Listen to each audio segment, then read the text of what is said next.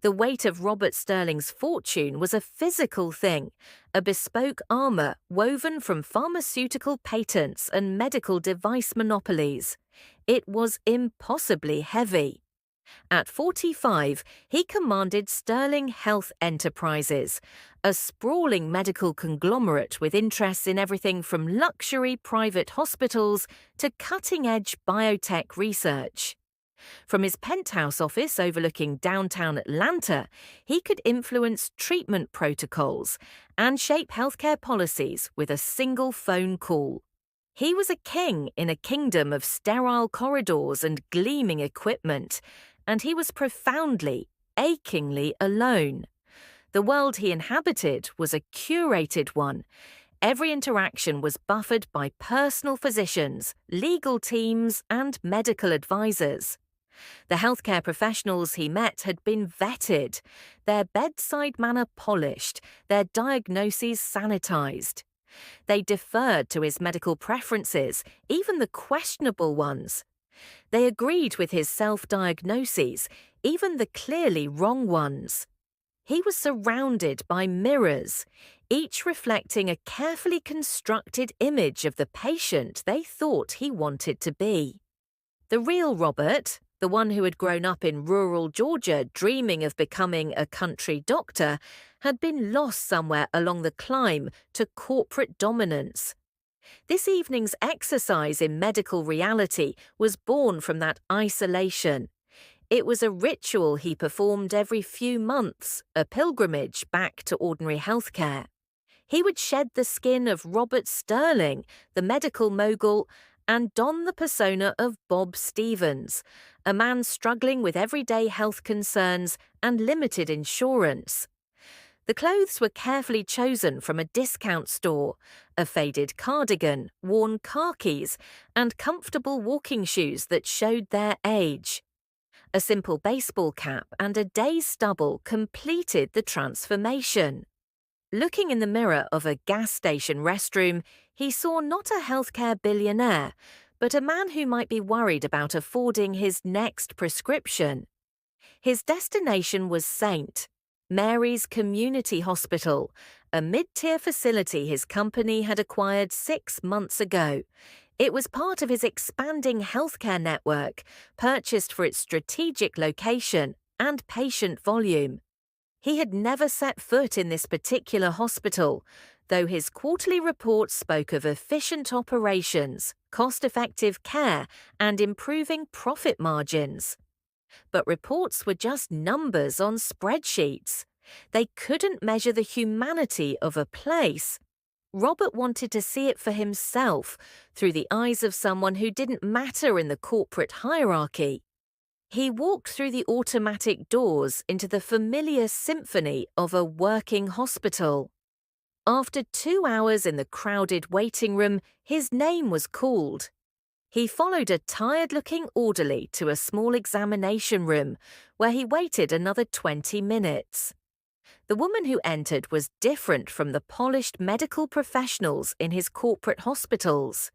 She was tall and elegant despite her obvious fatigue, her dark skin showing the strain of a long shift. Her nursing scrubs were the standard hospital blue, clean but showing the wear of countless washings. Her name tag read Maria Thompson, RN. "Mr. Stevens," she said, consulting his chart. "I'm Maria, your nurse tonight. I see you're having chest pain and shortness of breath. How long has this been going on?" What struck him immediately was her manner.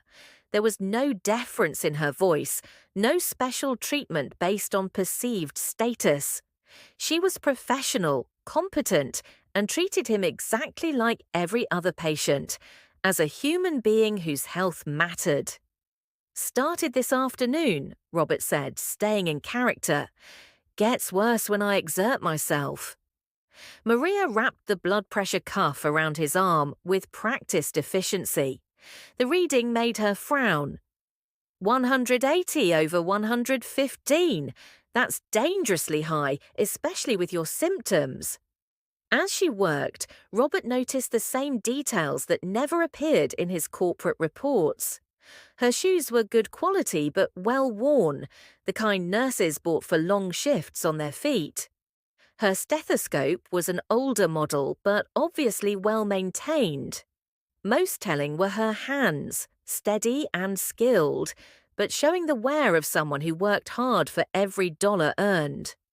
But Maria was noticing things too. There was something about this patient that didn't add up. Despite his basic insurance and worn clothes, he carried himself with quiet authority. The way he observed the hospital dynamics, asked thoughtful questions about protocols, remained unnaturally calm. This wasn't an ordinary patient. She'd seen enough anxious patients to recognize the difference.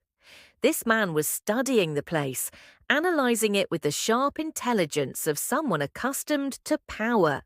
"When did you last see a doctor?" she asked. "Been a while," Robert admitted. "Can't really afford regular checkups." Her expression didn't change, but she caught something in his voice. The words were right, but the tone suggested someone unaccustomed to financial limitations. Another piece that didn't fit. "I need to get doctor Webb to examine you," she said. "But I have to be honest, with your insurance, you're looking at significant out-of-pocket costs if we need to run tests." Before Robert could respond, a sharp voice cut through the hallway. "Thompson, what's taking so long in room 6? Dr. Marcus Webb appeared in the doorway, and Maria's entire demeanor shifted. Robert noticed the tension immediately. This wasn't just professional hierarchy, this was fear. "Dr. Webb," Maria said carefully, "Mr. Stevens is experiencing chest pain and severe hypertension. I was explaining the testing costs given his insurance limitations." Webb glanced at Robert's chart, taking in the insurance information. His demeanor shifted noticeably, becoming dismissive and impatient. Chest pain? Could be stress, could be heartburn. A lot of people come in thinking they're having heart attacks when they just need lifestyle changes. Robert felt Maria tense beside him, watched her struggle with what she wanted to say versus what was professionally safe. "Doctor, his blood pressure is 180/115, and he's reporting pain with exertion. Those symptoms warrant—" "I'll determine what warrants testing," Webb interrupted sharply. "We can't run expensive diagnostics on every patient with vague complaints. The hospital isn't a charity, Thompson." The comment hung in the air like a toxic cloud. Robert saw Maria's jaw clench, watched her internal battle between medical advocacy and professional survival.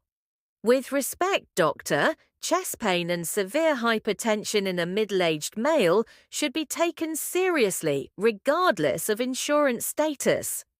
Webb's eyes flashed dangerously. "Are you questioning my medical judgment? I'm advocating for appropriate patient care." Robert watched this exchange with growing understanding. This wasn't about medical disagreement. This was about systematic discrimination based on ability to pay. And Maria was risking her career to fight it. Webb turned to Robert with barely concealed contempt. "Mr. Stevens, I can prescribe some antacids and recommend you follow up with a primary care physician. That'll be $200 for tonight's visit." "Doctor," Maria said quietly, "I really think we should at least do an EKG." "The consultation is over, Nurse Thompson," Webb said coldly. "Discharge paperwork, please." He stalked out, leaving Maria shaking with controlled anger. She turned back to Robert, her professional mask cracking slightly.